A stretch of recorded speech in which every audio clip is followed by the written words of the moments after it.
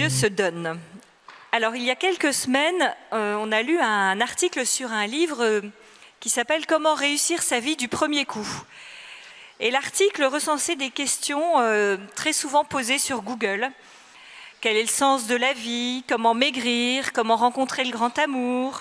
Comment gagner plus d'argent? Ou bien comment faire un nœud de cravate? Enfin bon, voilà, il y en avait d'autres. Et ce qui nous a amusés, c'est qu'on s'est dit que c'était exactement le topo qu'on nous avait demandé de faire ce matin et qu'on était en train de préparer. Sauf que nous, on a envisagé une démarche assez différente de celle proposée par le livre. Nous, en fait, on a décidé de vous emmener au paradis, dans le jardin d'Éden, et d'écouter ensemble l'écho lointain des origines qui est tout au fond de notre cœur. Alors, le jardin d'Éden, les origines, le commencement, c'est le début du livre de la Genèse, le premier livre de la Bible. Et ça explique surtout le pourquoi, plus que le comment, l'intention, le désir de Dieu avec la création. Et ça va nous conduire au sens profond de la vie, où on va trouver un double mouvement, d'abord de recevoir et ensuite de donner. Recevoir, Dieu nous crée par amour, nous donne la vie, nous donne le monde. Donner, ce don de Dieu est tellement imprimé en nous que, en fait, notre vocation la plus profonde, la plus essentielle, c'est le don de nous-mêmes. Alors, on va avoir 3 parties. Une première partie sur laquelle on passera un petit peu plus de temps, Dieu nous donne la vie. Une deuxième partie, Dieu nous donne le monde. Et enfin, le péché originel et le salut par Jésus. Alors, Dieu nous donne la vie. On va le voir en 2 parties. D'abord, nous sommes créés à l'image de Dieu. Et ensuite, notre vocation, c'est le don. Nous allons vous parler à partir de la théologie du corps de Jean-Paul II, qui est sans doute un des enseignements les plus marquants de Jean-Paul II, qui a été qualifié aussi de bombe à retardement théologique, car il y a quelque chose de complètement nouveau dans cet enseignement. La démarche de Jean-Paul II consiste à nous ramener à la condition de l'humanité avant le péché originel, pour mieux comprendre quel était le projet de Dieu au commencement. Donc on va ensemble faire cette démarche de s'émerveiller devant le projet de Dieu, le projet des origines pour l'homme et pour la femme. On va voir que c'est un enseignement qui nous redit qui est l'homme, quel est le sens de sa vie, le sens des relations avec les autres aussi, de la sexualité. Et de ce point de vue, en fait, c'est un enseignement qui s'adresse vraiment à chacun de nous. Quel que soit notre état de vie, que nous soyons en couple, mariés ou non, que nous soyons consacrés, célibataires, parents seuls. Surtout, on va voir que cet enseignement sur les origines ne s'adresse pas à des personnes idéales ou parfaites, mais à des vraies personnes comme nous, limitées et blessées. Le premier récit de la création, dans le livre de la Genèse, décrit jour par jour les étapes de la création du monde par Dieu, dans une langue poétique et imagée. La création de la personne humaine intervient à la fin du récit, le 6e jour, et marque une rupture dans le récit, comme pour signifier que quelque chose d'important va se passer. Pour toute la création, le cosmos, les végétaux, les animaux, nous avons Dieu dit et il fit. Pour la personne humaine, ça commence par « faisons ». Dieu parle lui-même à la première personne du pluriel, car c'est le Dieu trinitaire en 3 personnes qui parle.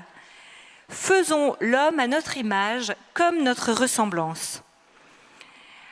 On observe d'ailleurs que la différence sexuelle n'est mentionnée que pour l'homme et la femme, pas pour les animaux. Le texte dit « Dieu créa l'homme à son image, à l'image de Dieu, il le créa, homme et femme, il les créa. » Alors Jean-Paul II a une très belle phrase. Il dit « Le corps, notre corps, rend visible ce qui est invisible. » Avec la différence sexuelle, ce qui est visible, c'est la différence du corps de l'homme avec le corps de la femme, qui sont faits concrètement, physiquement, pour l'union avec l'autre. Et ce qui est invisible, c'est que cette différence sexuelle parle de la ressemblance avec Dieu. Dieu qui lui-même est communion d'amour. Ce matin, vous avez entendu à la louange, on a acclamé la Trinité. Donc la Trinité qui est communion d'amour entre le Père, le Fils et l'Esprit Saint. Alors, comment est-ce que notre corps reflète cette communion d'amour ? La différence sexuelle permet à l'homme et à la femme d'entrer physiquement et spirituellement en communion. Et par là, l'homme et la femme réalisent l'image de Dieu dans l'union de leur corps et de leur cœur. Et c'est grâce à cette différence qu'il y a complémentarité, qu'il y a don. Comme il y a une différence, on parle de communion, qui n'est pas fusion. Et Jean-Paul II va jusqu'à dire l'instinct sexuel est donc un don de Dieu. C'est pas tant comme individu, en tant qu'homme ou femme qu'on est à l'image de Dieu, mais c'est cette communion homme-femme qui est image de Dieu. Donc vous voyez qu'on est bien loin là d'une sexualité humaine qui serait un reste de part animale. Alors ce qui est extraordinaire, c'est que de cette communion peut naître une nouvelle vie. L'homme et la femme collaborent au don de la vie avec Dieu. Mais la fécondité de cette communion ne se réduit pas seulement à la procréation, puisqu'on peut lire ensuite « Dieu les bénit et leur dit, soyez féconds, multipliez, emplissez la terre et soumettez-la ». On voit là donc cette double mission de co-création de l'homme et de la femme avec Dieu. Soyez féconds, multipliez, donc ça c'est l'engendrement, et puis soumettez la terre. Donc là c'est vraiment le gouvernement, le fait de cultiver la terre. Et le récit se conclut par « Et Dieu vit que tout ce qu'il a fait était très bon ».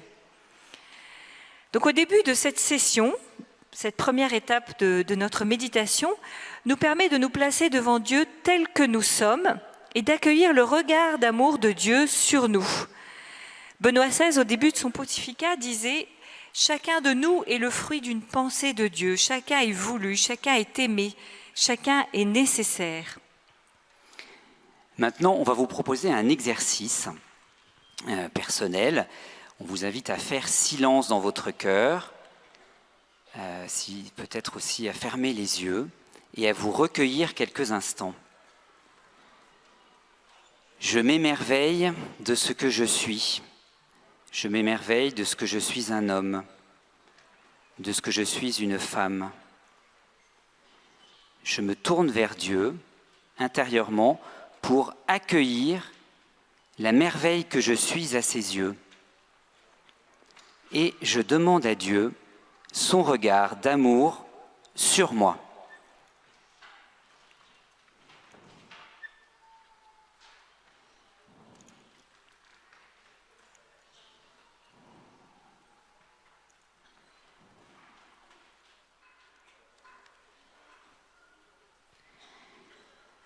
Donc chaque jour, pendant toute cette session, il y a des temps d'adoration qui nous sont proposés devant le Saint-Sacrement, qui est vraiment un lieu privilégié de grâce où le Seigneur se donne à nous. Et on va vous inviter à recommencer, peut-être à commencer chacun de ces temps de prière en accueillant cette merveille que vous êtes, en rendant grâce profondément pour ce que vous êtes. Et peut-être que les psaumes pourront nous aider à nous émerveiller, à vraiment laisser dans ces temps de prière ce moment de recueillement, d'émerveillement dans les jours qui suivent. Il y a par exemple le psaume 8. « Qui donc est l'homme pour que tu penses à lui, le fils d'un homme pour que tu t'en soucies ? Tu l'as fait moindre qu'un Dieu, tu le couronnes de gloire et d'éclat, tu le fais régner sur les œuvres de tes mains, tu as tout mis à ses pieds. » Il y a aussi le psaume 138. « C'est toi qui as créé mes reins, qui m'as tissé dans le sein de ma mère. Je reconnais devant toi le prodige, l'être étonnant que je suis. » Donc, nous venons de goûter la joie de nous recevoir du Père qui nous a donné la vie par amour pour vivre en communion les uns avec les autres. Nous allons poursuivre notre méditation pour découvrir notre vocation au don avec le deuxième récit de la création. Nous allons voir que le couple des origines a le SUN, S-U-N, de solitude, unité, nudité. Donc Adam, qui représente toute l'humanité, passe de la solitude à l'unité avec la femme que Dieu lui a donnée, et ensemble ils vont découvrir la nudité originelle. Alors d'abord la solitude originelle. Dieu dit « Il n'est pas bon que l'homme soit seul. Je veux lui faire une aide qui lui soit assortie. » Dieu modela du sol toute bête des champs et tout oiseau du ciel qu'il amena à l'homme pour voir comment il les désignerait. L'homme les nomme, mais le texte précise « Mais l'homme ne trouva pas d'aide qui lui soit assortie ». Dans ce deuxième récit de la création, on voit que Dieu ne crée pas l'homme et la femme au même moment. Dieu laisse Adam, qui encore une fois représente toute l'humanité, comprendre qu'il est différent du reste de la création, par son corps différent de celui des animaux, et puis surtout Adam apprend son identité de personne, le seul en fait à entrer en relation directe avec Dieu, à lui parler, à l'écouter. Et cette expérience de la solitude se réalise quand Dieu amène tous les animaux à l'homme. L'homme les nomme. Le fait de nommer dans la Bible, c'est très fort, ça veut dire vraiment connaître et régner en fait sur la création. Et là, il ressent vraiment profondément sa solitude parce qu'il voit bien que ces animaux ne comblent pas sa soif d'amour. Donc il ressent ce manque. Et cette part de solitude, de manque, existe toujours en nous. Chez nous, il y a toujours cette soif d'amour infinie que nul ne peut combler. Et c'est important en fait d'accueillir cet espace où on est seul avec Dieu, où il est seul à pouvoir nous combler dans le cœur à cœur. C'est aussi la condition de toute relation vraiment ajustée avec l'autre. Alors on a vu la solitude d'Adam, et maintenant c'est l'unité des origines avec l'arrivée d'Ève. Alors l'homme a besoin d'une aide qui lui soit assortie. En hébreu, c'est le mot « ézer » pour aide, qui est un mot très fort en hébreu. Ça ne signifie pas aide ménagère, mais c'est quelqu'un qui sauve sa vie, qui lui donne un sens, en lui rappelant que le besoin le plus profond de notre existence, c'est d'aimer. Alors, Dieu fait tomber un profond sommeil sur Adam et crée la femme à partir d'une de ses côtes, ce qui montre à quel point l'homme et la femme sont intimement liés et surtout parfaitement égaux, tirés d'une côte, à côté, côte à côte. Et là, on assiste au premier coup de foudre de l'humanité, lorsqu'Adam voit Ève pour la première fois. « Voici l'os de mes os, la chair de ma chair. » Voici l'os de mes os, la chair de ma chair. Alors, peut-être que les couples, j'imagine, je ne sais pas, font peut-être cela tous les matins ou peut-être tous les soirs. En français courant, vous pourriez dire « Waouh, qu'est-ce que tu es belle !»« Waouh, que tu es beau !» Alors, vous pouvez peut-être commencer dès pareil, le matin en vous réveillant ou le soir avant de vous endormir, en vous exclamant ainsi. Nous sommes faits pour l'amour et la relation. C'est inscrit dans notre corps, avec nos organes sexuels, mais aussi dans le visage, nos yeux, notre sourire tourné vers l'extérieur, les mains. La femme est un don pour l'homme. À travers la femme, l'homme va découvrir sa masculinité, et réciproquement, l'homme est un don pour la femme. À travers l'homme, la femme va découvrir sa féminité. Il y a un vis-à-vis, une altérité. La Genèse poursuit, « Aussi l'homme laisse-t-il son père et sa mère pour s'attacher à sa femme, et ils deviennent une seule chair. » Et là, Jean-Paul II, pour revenir à la théologie du corps, nous dit, « Dans notre corps d'homme et de femme est inscrit notre vocation à un amour qui est un don total de nous-mêmes. » Il parle d'une signification conjugale du corps. La sexualité permet de donner la vie, mais ce qui est premier, c'est la communion. La procréation, le fait de donner la vie, est seconde, parce que c'est la conséquence en fait de la communion. Alors ce qu'il y a de très beau et ce qui est quand même bon à savoir, pour les couples, quand on s'unit à l'autre, on grandit en sainteté l'un par l'autre. Alors nous avons découvert le message de la théologie du corps lorsqu'on était jeunes mariés. À l'époque, on n'arrivait pas à avoir d'enfants, ça a duré un petit peu de temps quand même. Et on a compris à travers la théologie du corps beaucoup de choses qui ont été très éclairantes pour nous, qui ont été très fondatrices pour nous. On a compris par exemple que pendant cette période d'attente, on était vraiment appelé à vivre une autre fécondité.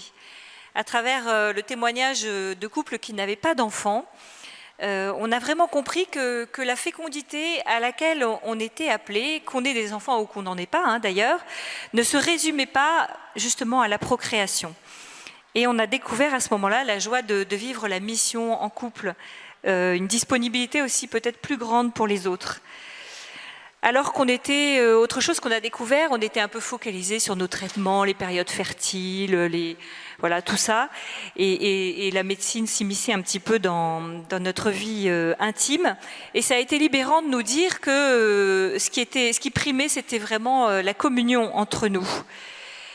Et puis, enfin, autre point qui a été très important pour nous, c'est que la théologie du corps nous a vraiment donné des clés de discernement par rapport justement au traitement que nous proposaient les médecins.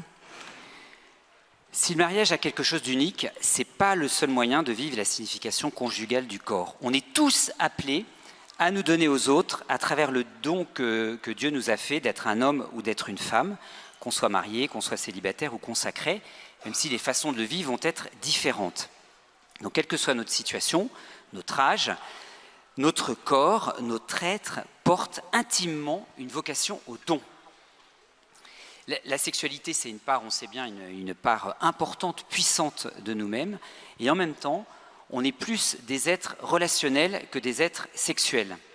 La sexualité, c'est un moyen, c'est pas une fin. Au fond de nous, le désir d'aimer, le désir d'être aimé est plus profond que le désir sexuel.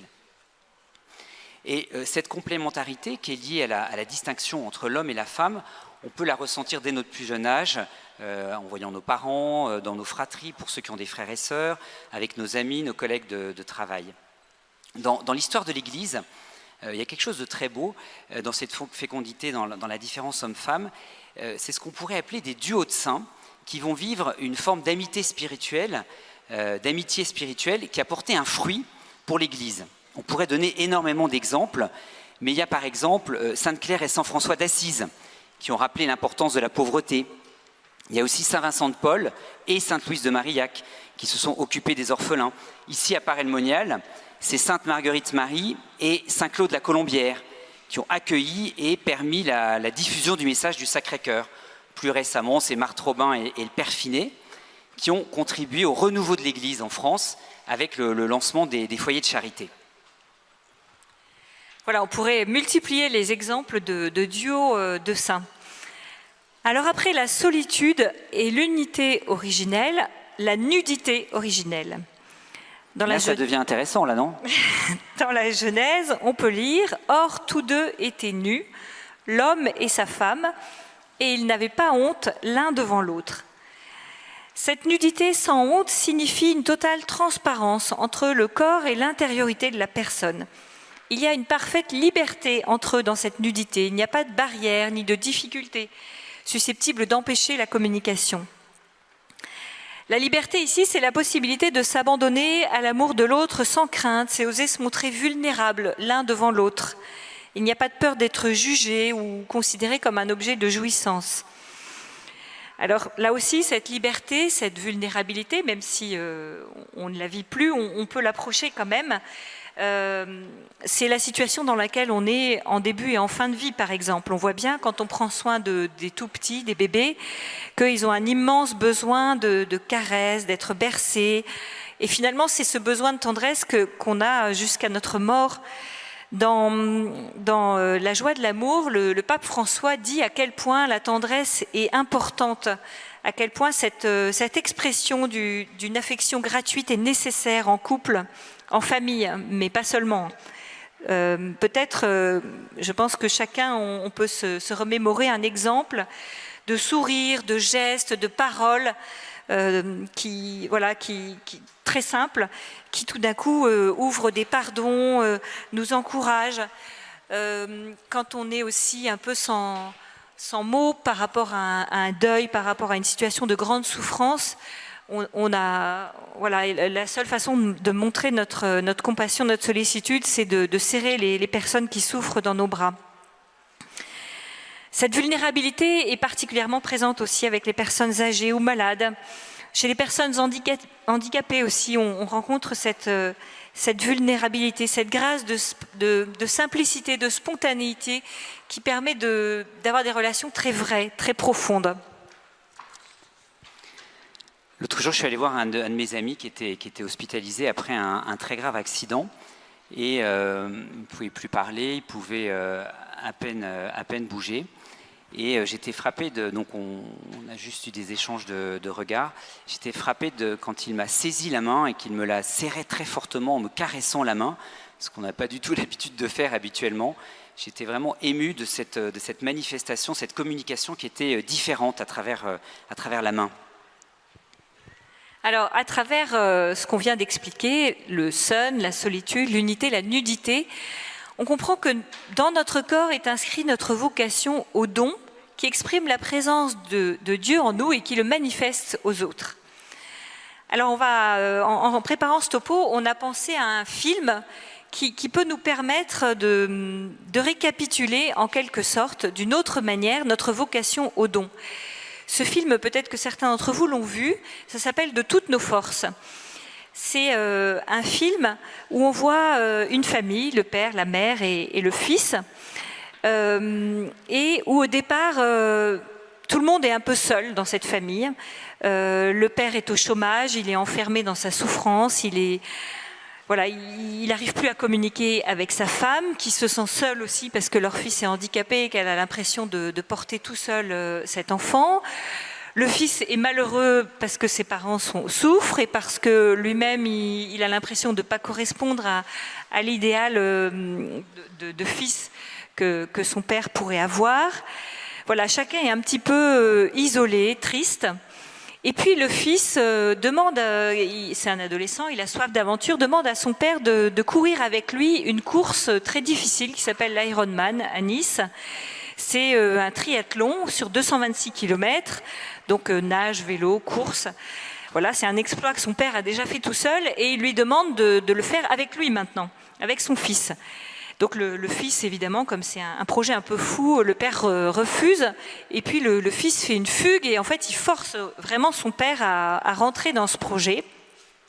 Et donc on voit le père qui s'entraîne avec son fils, qui se donne complètement, en fait, à ce projet du fils. Et voilà, tout d'un coup, la communication va à nouveau circuler dans cette famille. Chacun va retrouver sa place, chacun va retrouver aussi la joie d'être ensemble. Et là, on voit que le don du père, par amour pour son fils, va restaurer la communication dans cette famille qui était meurtrie. On a vu que l'homme et la femme étaient créés à l'image de Dieu. Qu'en nous était inscrite une vocation profonde qui était celle du don.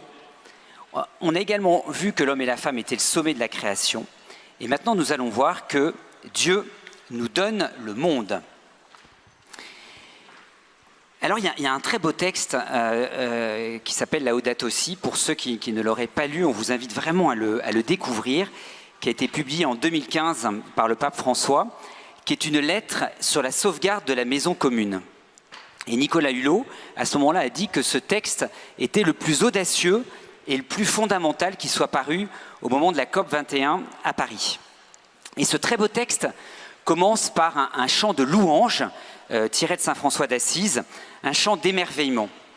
« Loué sois-tu, mon Seigneur, pour notre mère la terre, qui nous contient et nous gouverne, pour notre mère la terre, qui produit divers fruits avec les fleurs colorées de l'herbe. » La beauté, la grandeur, l'infiniment grand, l'infiniment petit, cet émerveillement, cette contemplation devant la création. La Bible en parle dans les psaumes, le livre de la sagesse, Jésus lui-même s'émerveille devant la nature. Les saints, les artistes, les poètes, les écrivains, tous célèbrent la beauté et la grandeur de la nature. Ce monde qui est un mystère joyeux que nous contemplons dans la joie et la louange, nous dit le pape François.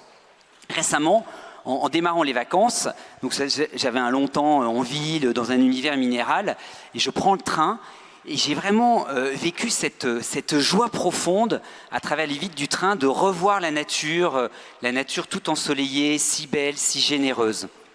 Je pense qu'on vit tous aussi cette expérience-là au printemps, quand on sort et qu'on voit la nature s'éveiller avec les odeurs, les bruits des oiseaux, l'air frais, la lumière. Laudato Si et le pape François parlent de la maison commune. C'est vraiment une notion très forte.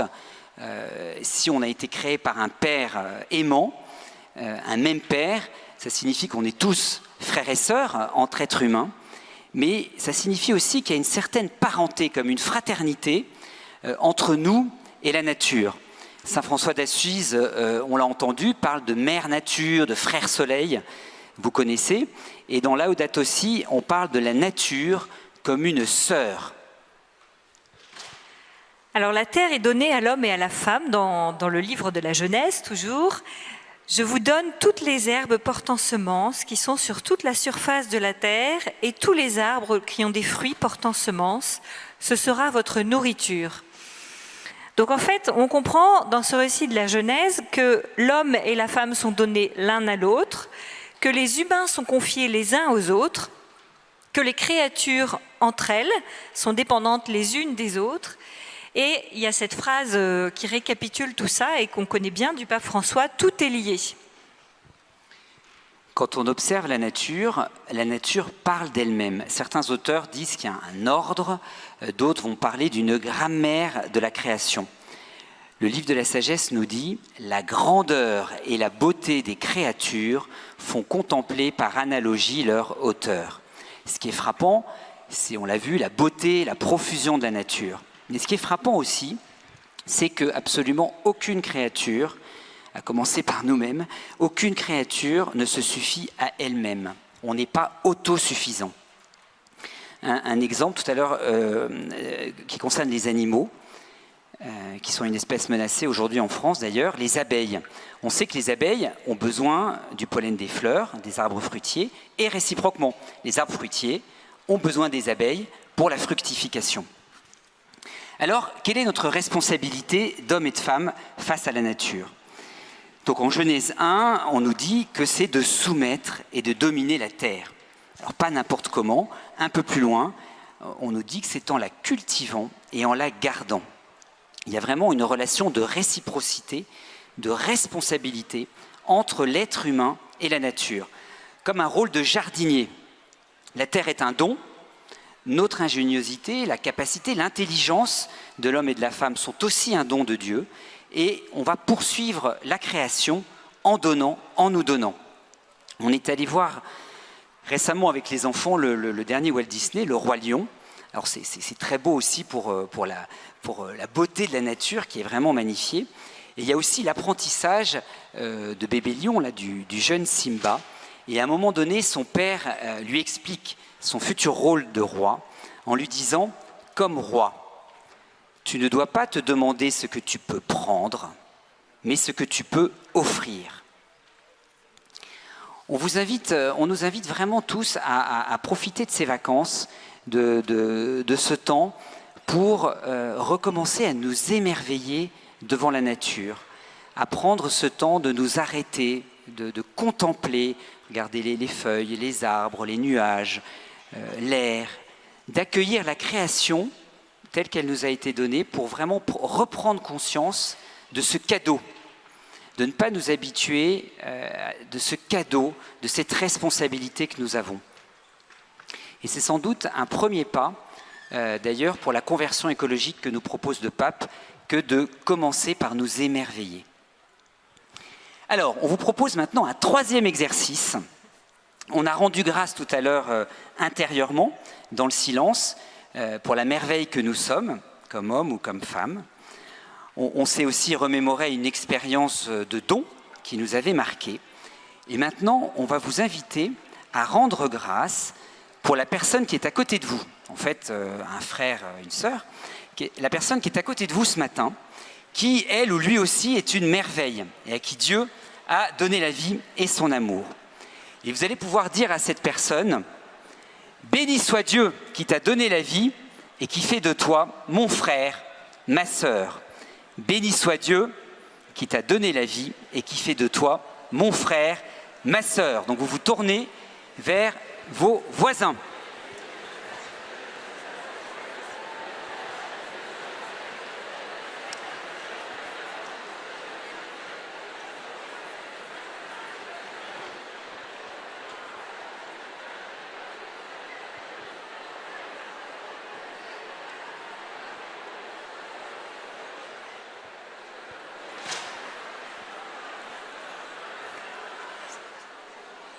Alors, nous venons nous venons de voir que Dieu se donne en nous donnant la vie et le monde. Suite au péché originel, il nous donne son Fils pour nous sauver. Alors, le péché originel, on ne va pas avoir le temps de raconter ce qui s'est passé parce qu'on ne va pas y arriver. Et puis, je crois que demain, en fait, ce sera un peu le sujet. Mais ce qu'il faut retenir, c'est que le couple des origines, Adam et Ève, a perdu le fameux son dont on parlait tout à l'heure. Et donc, nous, maintenant, nous avons le somme. Vous avez compris le jeu de mots? Voilà, et ce somme est provoqué par le péché. Alors, juste une précision, ce péché, ce n'est pas un péché du corps. Le péché des origines, ce n'est pas un péché sexuel, comme voilà, souvent on a cette représentation qui est complètement fausse. C'est vraiment un péché du cœur, un péché d'orgueil, un péché d'orgueil par rapport à Dieu, un péché de défiance. Les conséquences pour nous du péché originel, c'est qu'il rompt l'harmonie avec Dieu. L'homme revendique son indépendance, se met au centre. Ça rompt l'harmonie en nous-mêmes. Voilà, c'est le tumulte des émotions contradictoires à l'intérieur de notre cœur. Ça rompt l'harmonie avec les autres personnes. L'unité est brisée entre l'homme et la femme, mais aussi dans les familles, voilà, entre personnes, et aussi avec toute la création. Et donc, entre l'homme et la femme, entre les personnes, sur la création, désormais, ce sont des relations de domination qui vont prévaloir. Donc, on voit que la domination, c'est bien le contraire de la communion dont on parlait au début. C'est le contraire aussi de la vocation au don réciproque, parce qu'on se met à utiliser l'autre pour soi, on se met à utiliser la création pour soi-même. Et voilà, on se met au centre. Alors, en conséquence, c'est que les aspirations profondes de notre cœur sont inassouvies. Notre quête d'amour, qui est vraiment universelle, va se trouver déboussolée. Notre cœur, comme tu le disais, perturbé par des sentiments contradictoires. C'est la perte de confiance, c'est la honte, c'est la culpabilité, la peur, l'amertume, la démesure, et beaucoup de choses encore. Et l'homme et la femme perdent la signification profonde de leur corps et de leur être qui est fait pour le don. L'autre peut devenir un instrument de plaisir. La sexualité, qui normalement est un moyen, peut devenir un but en soi.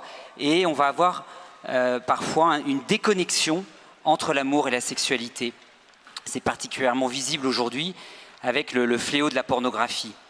C'est aussi le grand chambardement des repères éthiques que l'on voit aujourd'hui avec les GPA, le gender, le phénomène de changement de sexe, ou encore ce que certains vont appeler la guerre des sexes.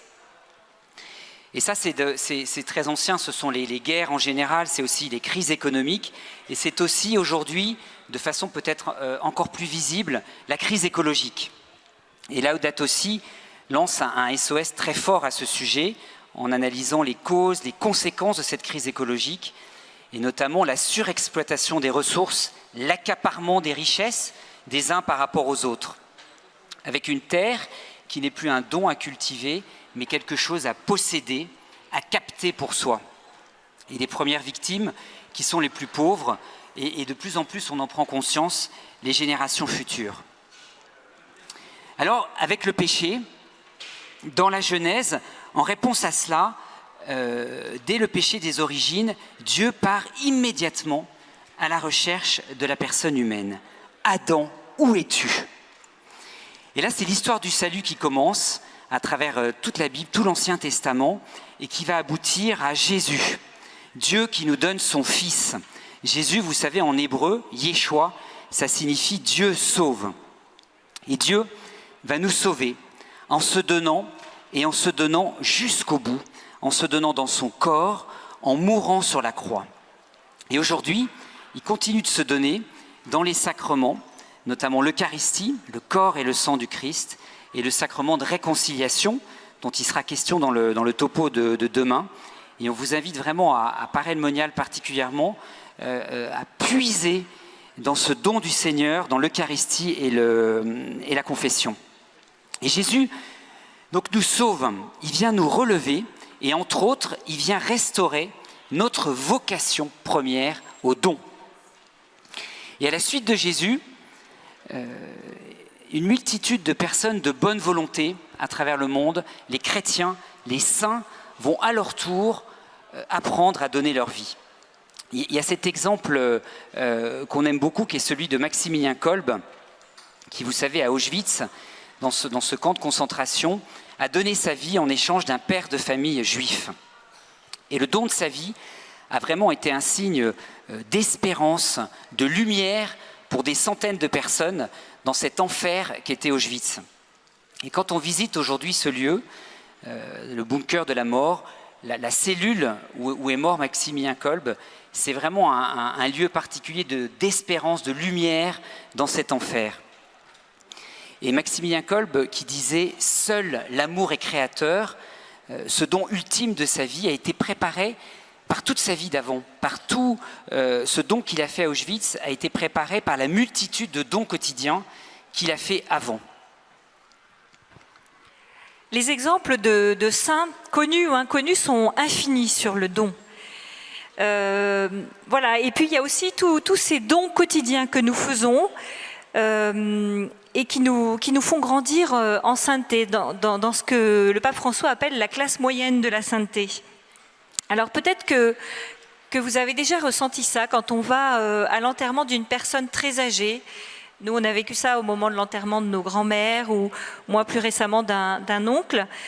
Il y a une sorte de joie en fait, parce que c'est pas... il y a une certaine tristesse de la séparation, mais c'est pas quelque chose qui n'était pas attendu. Et finalement, on remet cette personne au Père. Et il y a une sorte de joie parce qu'il y a une vie qui s'est accomplie dans le don, justement. Et ce n'est pas forcément parce que la vie a été facile, toute vie comporte ses peines et ses souffrances, mais il y a une sorte de joie parce que c'est une vie donnée. Voilà, une vie réussie, c'est une vie donnée.